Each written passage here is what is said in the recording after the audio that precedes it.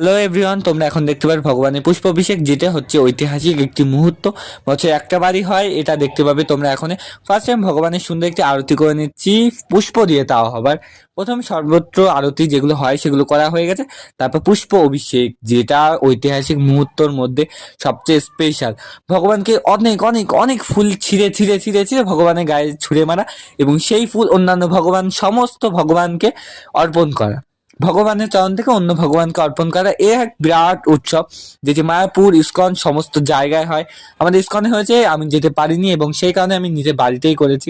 খুব সুন্দর একটি ঐতিহাসিক মুহূর্ত হয়ে উঠেছে এটা আমার জীবনে, কারণ ভগবানের পুষ্প অভিষেক যেটা দেখার সৌভাগ্য খুব কম মানুষেরা এবছর ফার্স্ট করলাম। জাস্ট অসাধারণ একটি মুহূর্ত, মানে খুব খুব খুব আনন্দ করেছি এই অভিষেকটায় আমি।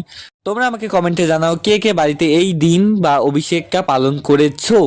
অবশ্যই কিন্তু কমেন্টে জানাবে, এবং ফেসবুক এবং ইউটিউবে আমার কিন্তু তোমরা অনেকেই সাপোর্ট করছো, তার জন্য অসংখ্য থ্যাংক ইউ। এবং তোমরা যারা ফেসবুক থেকে দেখছো তারা প্লিজ ইউটিউবে চলে যাও। সবাইকে হরে কৃষ্ণা।